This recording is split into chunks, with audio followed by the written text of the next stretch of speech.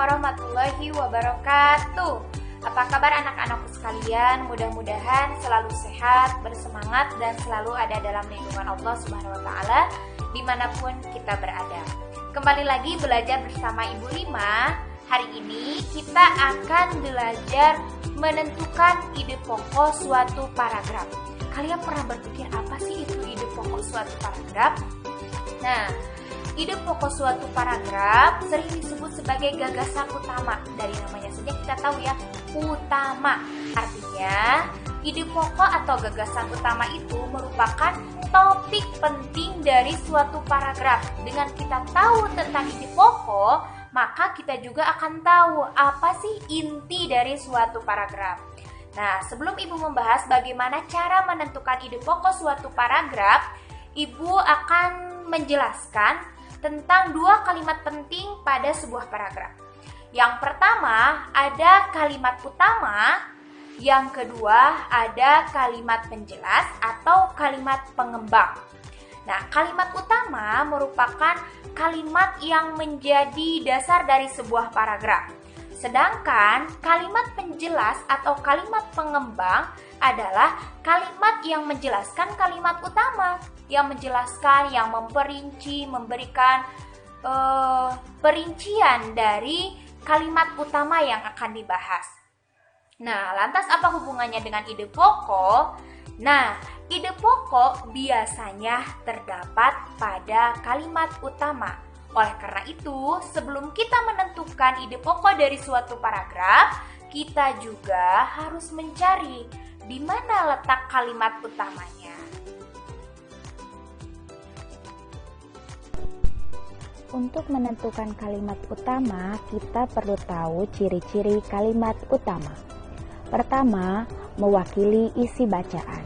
Artinya, kalimat utama bisa menyimpulkan keseluruhan isi bacaan. Yang kedua, menjadi kalimat yang dikembangkan atau dijelaskan oleh kalimat lain. Nah, untuk mempermudah, Ibu akan menampilkan bagaimana cara menentukan kalimat utama dan ide pokok dari suatu paragraf. Perhatikan teks bacaan berikut ini. Ini terdapat 4 paragraf ya. 1, 2, 3, dan 4. Nah, sebelum kita menentukan ide pokok, kita harus menentukan terlebih dahulu kalimat utama. Karena yang namanya ide pokok biasanya terdapat pada kalimat utama.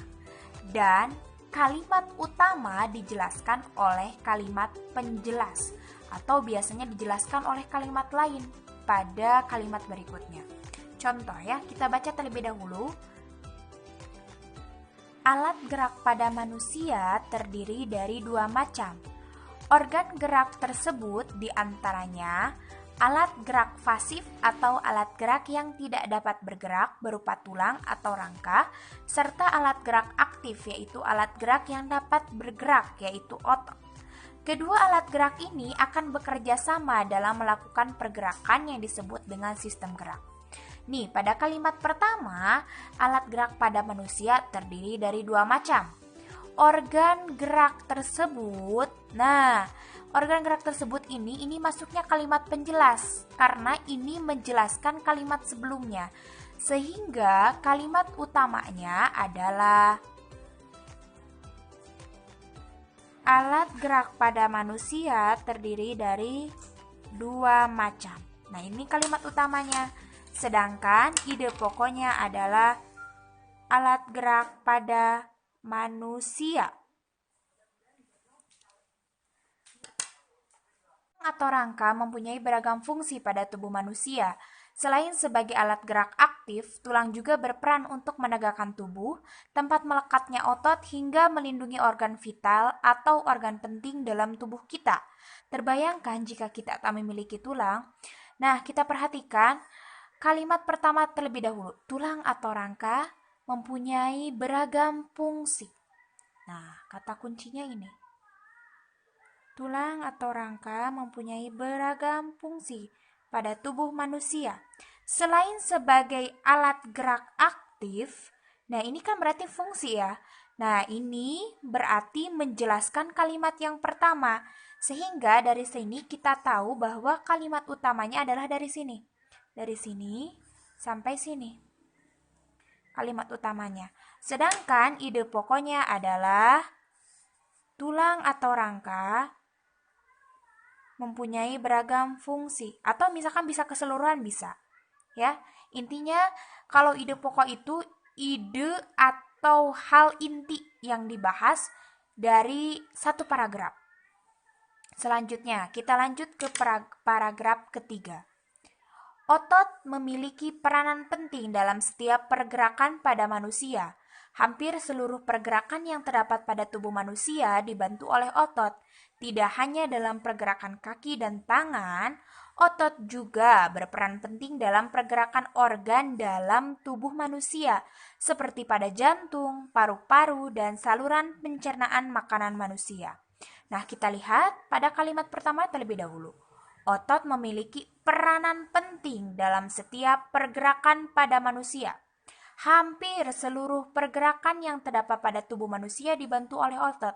Nah, dari dua kalimat ini saja kita juga sudah tahu. Ternyata kalimat kedua itu menjelaskan kalimat sebelumnya. Berarti kalimat yang sebelumnya itu adalah kalimat utama. Dan kalimat utamanya adalah dari sini ke sini. Dan ide pokoknya adalah peranan penting dari otot. Atau misalkan kalau susah, boleh dari sini sampai sini. Ya, itu ide pokoknya. Selanjutnya, paragraf berikutnya. Secara umum, otot terdiri atas 3 jenis, yaitu otot polos, otot jantung, dan otot lurik. Otot polos mampu menggerakkan organ tubuh. Nah, dari sini juga kita tahu ya, bahwa kalimat ini, nih, kalimat yang dari sini, menjelaskan kalimat sebelumnya. Sehingga kalimat sebelumnya itu pasti kalimat utama. Sehingga kalimat utamanya adalah yang ini. Nah, seperti itu. Kalau misalkan anak-anak sudah paham ya bisa langsung dipilih. Ketika kalimat berikutnya menjelaskan kalimat pertama, maka kalimat pertamanya itu yang jadi kalimat utama. Dan ide pokoknya ada di kalimat utama. Nah, barusan anak-anak kan sudah mencoba menentukan kalimat utama dan ide pokok dari suatu paragraf. Nah, tapi ada catatan penting. Tidak semua kalimat utama itu atau gagasan pokok itu ada di awal kalimat atau di awal paragraf. Bisa saja terdapat di awal atau di akhir paragraf. Hal penting dari ide pokok atau gagasan utama adalah membahas keseluruhan atau inti dari suatu paragraf. Nah, alhamdulillah hari ini anak-anak sudah tahu kan bagaimana cara menentukan ide pokok dari suatu paragraf. Sehingga kita tahu apa inti dari suatu paragraf yang sudah kita baca. Dari Ibu dicukupkan sekian, mudah-mudahan selalu semangat belajar dan jangan lupa kerjakan tugas-tugasnya ya. Assalamualaikum warahmatullahi wabarakatuh.